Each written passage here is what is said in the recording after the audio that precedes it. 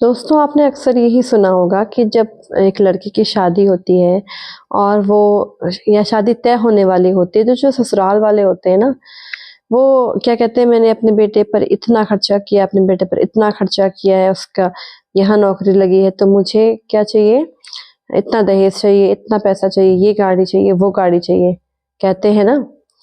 तो मैं ये सोचती हूँ कि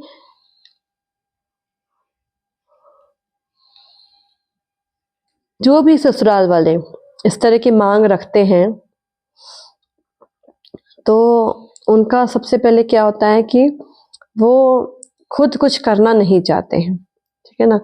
और वो ये चाहते हैं कि हमें कुछ ना करना पड़े, हमें बिना कुछ किए सब कुछ मिल जाए और जो बहू आए वो भी सुंदर भी हो, पैसा भी लेके आए और उसको हमें कुछ भी ना देना पड़े, ठीक है? उससे बस घर के काम करवाएँ और अपने जो बेटा है, उसके साथ उसको जब तक बेटे और बहू के बीच में सास-ससुर हैं या नंद हैं, मतलब उसको अपनी बात बताता रहता है, तब तो वो खुश रहते हैं। लेकिन जैसे ही बेटा अपनी बातें बताना उनको बंद कर देता है, अपने मन के राज़ अपने तक ही रखता है और अपनी पत्नी की सारी बातें, गलत बातें, अच्छी बातें सारी अपनी माँ को, अपनी बहन को, अपने पिता को, अपने भाई को बताता है तब तक तो वो बहुत अच्छा होता है।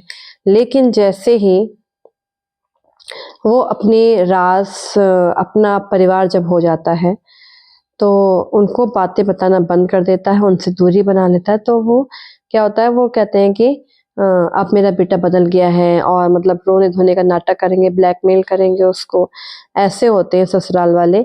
और क्या होता है कि तो उनका जो मेन उद्देश्य क्या होता है, उनका जो दहेज माँगने का जो उद्देश्य होता है ना, वो ये होता है कि वो सोचते हैं कि हम जो है कुछ भी ना करें, ठीक है? अब जितना कर लिया और अपने बेटे को पढ़ा-लिखा दिया और बेटे को पढ़ा-लिखाने के बाद उसकी नौकरी लगने के बाद हमने जो ये इतना ज़्यादा खर्चा किया है, तो ये सारा पैसा हमको वापस हमको मिल जाए।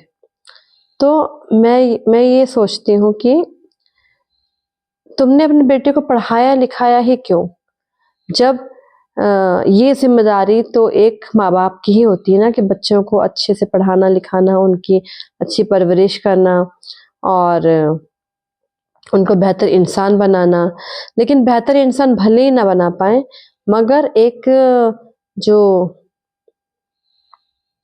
मनी माइंड जो मनी माइंडेड लोग होते हैं ना, उस तरह के ज मतलब उसको इस तरह बनाना कि बहुत मतलब मनी माइंडेड हो जाए बेटा भी, लड़का भी और जो पत्नी है, उससे इसी तरह की हमेशा डिमांड करते रहते हैं क्योंकि उन्हें लगता है कि हमें कुछ भी ना करना पड़े। हमें ना पैसा खर्चा करना पड़े, ना पैसा कमाना पड़े, बस हमको सब कुछ मिल जाए। मतलब हर इस तरह के ससुराल वाले होते हैं आजकल के ज़्यादातर कि मतलब हाथ हमेशा ऐसे रहता है हाथ, दे दो, दे दो, दे दो, मतलब भिखारी जैसे होते हैं। भिखारी ही तो हुए ना कि तुम किसी भी कोई लड़की जो तुम्हारे घर आ रही है, जो लड़की जिसने अपनी लड़की दे दी, इतनी अनमोल चीज़, लड़कियाँ कोई दान की वस्तु तो होती नहीं है, लेकिन फिर भी एक तरह का कन्यादान को बहुत पवित्र माना गया, कन्यादान करना बहुत शुभ चीज़ होती है। इस वजह से विवाह किया जाता है और उसकी ज़िम्मेदारी। मुझे तो ये समझ में नहीं आता है कि विवाह जैसा जो पावन चीज़ है, उसमें दहेज कहाँ से आ गया? अगर देना है तो लड़की को दो, लड़की का अपना जो भी उसका बैंक बैलेंस है, अगर उसको मेंटेन करो। पहले तो शादी करने से पहले जो लड़की है उसको इतना इंडिपेंडेंट बना दो, पहले ही से वो इंडिपेंडेंट हो जाए। उसको ये सोच रखो कि शादी हो या ना हो, अगर शादी के बाद भी लड़की को दुःख ही मिलता है, लड़की दुखी रहती है, तो ऐसी शादी से कोई फ़ायदा नहीं जहाँ पर पति अपनी पत्नी का साथ नहीं देता है, पत्नी की साथ जो गलत करता है वो तो उसे याद नहीं रहता। लेकिन वहीं अगर पत्नी अपना विरोध करती है, विरोध पे आ जाती है और वो हर बात का विरोध करती है, चिल्लाती है और तो पति क्या करता है अपने अपने अपने घरवालों से मिल जाता है। पत्नी को बिल्कुल ही त्याग जैसा देता है। मतलब ये सोचता है कि पत्नी ही गलत है, ये ऐसा कर रही है, चिल्ला रही, कर रही है, वो कर रही है, लेकिन वो क्यों चिल्ला रही है, वो क्यों इस तरह से बिहेव कर रही है, ये वो नहीं सोचता। और अगर वो सोचता भी है ना, तो उसके घर वाले उसको इस तरह से मैनिपुलेट करते हैं कि वो, उसे लगता है कि मेरी पत्नी ही गलत है, ये मेरे सामने चिल्लाती है, और जबकि उसे पता है कि वो उसका चिल्लाने का कारण मैं ही हूँ, मेरे ही घर वाले हैं, लेकिन फिर भी वो ये बात नहीं समझता है और बस अपने घर वालों को सही ठहराता है और अपनी पत्नी को हर बात के लिए। वो अपने घर में नहीं होता है, दिन भर वो घर में नहीं रहता, शाम को जब वो घर आता है उसे कुछ नहीं पता कि घर में क्या हुआ। माँ उसको भड़काती है उसकी पत्नी के खिलाफ और वो उसी की माँ की बात सच मान लेता है, लेकिन अपनी पत्नी से ये तक नहीं पूछता कि बात क्या है, और बिना उससे कुछ पूछे वो अपनी माँ की कही बात पर भरोसा करके उसी पर चिल्लाने लग जाता है। उससे मतलब ऊट-पटांग की बातें, गंदी और अब्यूसिंग वर्ड्स यूज़ करना और उससे कहना कि घर से चली जाओ, ये तो मेरा घर है। हक किसी भी चीज़ में उसको हक ना देना। और तो ऐसे में यही करना चाहिए हर लड़की को कि शादी किसी भी अनजान इंसान से बिल्कुल भी नहीं करनी चाहिए। अगर किसी अनजान व्यक्ति से हम शादी करते हैं, तो वैसे तो शादी चाहे जानने वाले से भी करें, लेकिन जो भी वो हमें तब तक वही चीज़ हमें दिखाएगा जो अच्छी-अच्छी है। कभी भी अपने जो बैड फेस है ना उसका, वो नहीं दिखाएगा। ना वो ये बताएगा कि मैं यहाँ पर गलत हूँ, वो मतलब इतना अच्छा बिहेव करेगा शादी होने तक कि आपको लगेगा कि किसी को भी लगेगा कि इससे अच्छा कोई हमें पति मिल ही नहीं सकता। और तो मैं इस बारे में ये सोचती हूँ कि यार शादी अनजाने लोगों में क्यों? ऐसे करनी चाहिए अगर शादी करनी ही है और शादी के बाद तो मतलब दिक्कत ही होती है ना, मुश्किल ही होता है कि डिवोर्स वगैरह इस तरह से करना। तो शादी से पहले ही अगर हम अपनी बेटी को समझाएँ या बेटी को अलाउ करें कि भैया तुम लोग साथ में रहकर एक बार देखो कि आपस में रहकर तुम्हारी कंपैटिबिलिटी, क्योंकि और उन पर ये भी भरोसा करना चाहिए कि वो इस तरह का कोई भी फिजिकल रिलेशन, वो वैसे तो चॉइस होती है उनकी, लेकिन अगर उन्हें समाज के हिसाब से मतलब गलत सही की बात करें तो गलत सही वो हमारे ऊपर है। अगर उनको इतना ज़्यादा कॉन्फिडेंस है, अगर वो फिजिकल रिलेशन शादी से पहले बनाते हैं या नहीं बनाते हैं, ये उन पर डिपेंड करता है। लेकिन जो आगे की लाइफ उन्हें किस तरह बितानी है, उनको साथ में रहना है, तो वो आपस में जो कंपैटिबिलिटी है वो एक साथ में रहकर, लिव इन में रहकर वो उन्हें ज़रूर देखना चाहिए। और क्योंकि 2 लोगों को ही साथ में रहना होता है। जो सास-ससुर हैं और बाकी फैमिली मेंबर्स हैं, तो वो साथ में ज़िंदगी भर नहीं रहते हैं। और लेकिन जो अगर साथ में रहते हैं तो मुसीबत ज़रूर क्रिएट करते रहते हैं कि मेरा बेटा, मेरा बेटा, मेरा बेटा। अगर मेरा बेटा, मेरा बेटा ही करना होता है, तो अपने बेटे की शादी नहीं करनी चाहिए। और अगर शादी की है, तो ये समझना चाहिए कि वो भी किसी की बेटी है, जो घर छोड़कर आई है। सिर्फ मेरा बेटा ही मेरा बेटा नहीं है। जो लड़की अपना घर छोड़ के आई, जो बहू बन के आई, वो भी किसी की बेटी है। अगर वो अपना घर छोड़ के आ सकती हैं, तो मैं क्या अपना बेटा यहाँ पर भी नहीं छोड़ सकती उसके साथ? कम से कम मेरा बेटा मेरे सामने तो है। लेकिन जो बेटी अपना घर छोड़कर अपने माँ-बाप को नहीं देख पा रही और तुम ये भी कह रहे हो कि इसको उनसे बात मत करो। मतलब अक्सर सास-ससुर क्या कहते हैं कि अपने घर वालों से बात ना करो, जो भी बात करनी हो हमें बताओ। और तुमको बता के क्या होगा? तुम क्या उसको सुधार लोगे? अगर सुधारना ही होता तो इतना गलत सब कुछ हुआ ही ना होता। तुमने इतना गलत अपने बच्चे को बनाया ही नहीं होता अगर वो उसको सुधारना होता तो।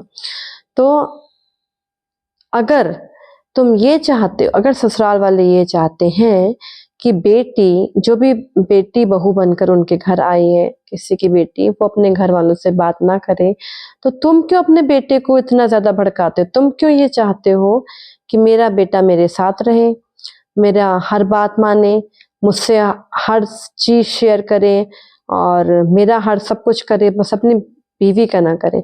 तो तुम भी अपना बेटे से कॉन्टैक्ट बिल्कुल ना रखो। अगर ये चाहते हो कि मेरी बहू अपने मायके वालों से कोई संबंध ना रखे, कोई बात ना करे, तो उससे पहले तुमको अपने बेटे से सारे संबंध तोड़ने होंगे।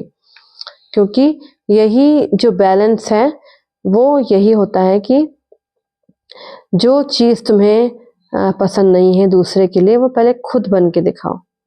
ये कोई बात नहीं होती है कि लड़की बहू तो अपने घर वालों से बात ना करे, लेकिन तुम्हारा लड़का और तुम एक साथ रहो, साथ में रहने के अलावा तुम उससे बात भी करो, सब कुछ बताओ और उससे मतलब अपनी बीवी के खिलाफ उसे भड़काओ, तो वो तो ना वहाँ की रही और ना यहाँ की रही। तो ये कौन सा तरीका होता है? ये तो बहुत ही गलत चीज़ है।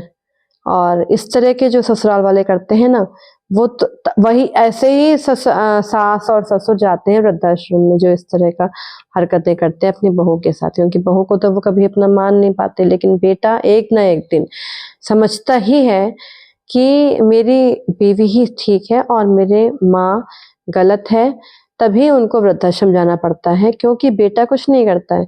बेटा फिर एक ना एक दिन बहू का हो जाता है और बहू को इतना ज़्यादा सताया होता है ना सास-ससुर ने, नंदों ने, कि वो फिर नहीं रखती है उनको। फिर उसके मन में कोई भी उनके लिए दया, ममता, करुणा कुछ नहीं बचता है, सिर्फ़ उसके जो आँसू होते हैं ना, वही उसको याद आते हैं।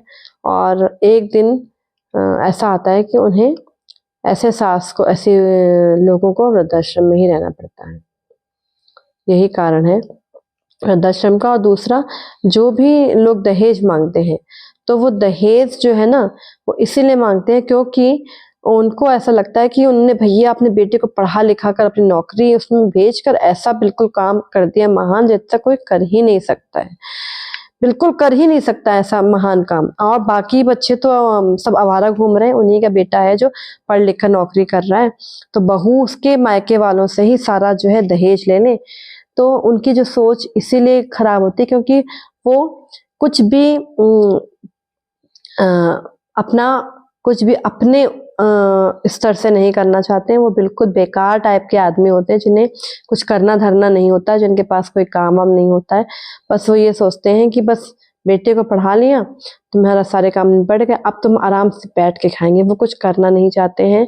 अपने बेटे को भी बिल्कुल इस तरह से उन्होंने कंट्रोल करके रखा होता है कि बेटा यही सोचता है कि मेरे ही माँ-बाप सही हैं, और इस तरह से वो व्यवहार करते हैं कि बेटा-बहू के बीच में लड़ाई हो हमेशा। लेकिन भगवान तो ऊपर सब देखता है ना, तो वो एक ना एक दिन सही निर्णय लेता है और बुद्धि देता है, सही अच्छी बुद्धि उस पति को, जो फिर लास्ट में ये समझता है कि हाँ, जो भी मेरी पत्नी कह रही है, जो भी उसने आज तक कहा है, वो सही था।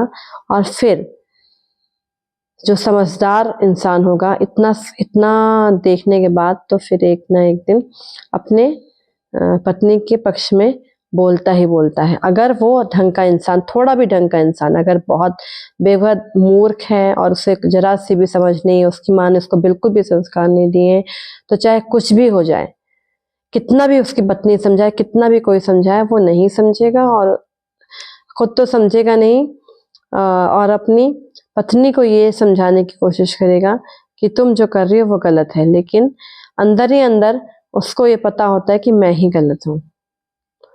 तो यही वाला वीडियो एंड करते हैं। नींद बहुत आ रही है, सॉरी जम्हाई ठीक नहीं है।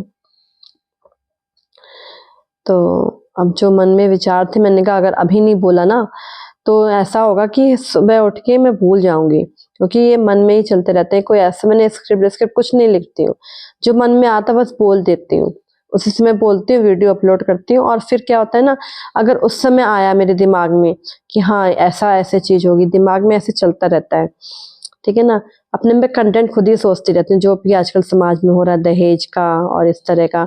तो एकदम से मेरे दिमाग में दिन में आया था, और उसके बाद फिर मैंने कहा कि यार अब तो मैं वीडियो अपलोड कर लेती हूँ, क्योंकि अगर मेरे दिमाग से ये चला गया और मैं कुछ और फिर सोचने लग गई, तो मैं ये चीज़ भूल जाऊँगी और एक अच्छा सा कंटेंट लोगों को नहीं मिलेगा। तो इसलिए मैं ये वीडियो इस समय अपलोड कर रही हूँ, मतलब बना रही हूँ, अपलोड नहीं करूँगी अभी रात में, क्योंकि इसीलिए बहुत ज़्यादा मुझे नींद आ रही है। लेकिन मैंने कहा अगर नहीं करूँगी तो ये जो विचार है ना, ये जो नए विचार एकदम से जो नया थॉट आया है मेरे मन में, ये फिर मेरे मन में पता नहीं कल सुबह रहेगा नहीं रहेगा।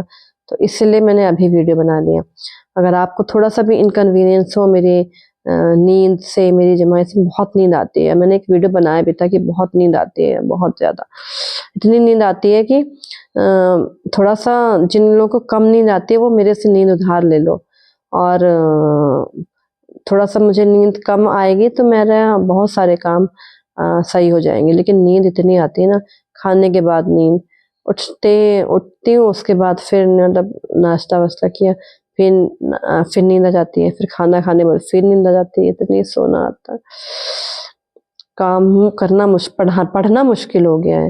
प्लीज़ अगर आपको पास नींद की कमी है, आपको नींद कम आती है, तो थोड़ा-सा नींद मुझसे उधार ले लो ना यार प्लीज़, ले लो ना यार नींद उधार, बहुत हो गया।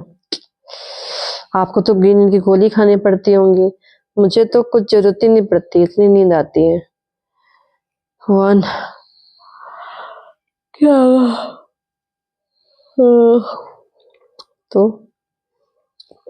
चलते हैं अब, वीडियो एंड करते हैं। और कैसा लगा मेरे विचार, मेरा न्यू वीडियो, नया कंटेंट, सब कुछ अच्छा लगा हो तो please like, comment, share, subscribe, follow ज़रूर कीजिएगा। Thank you so much. Bye bye.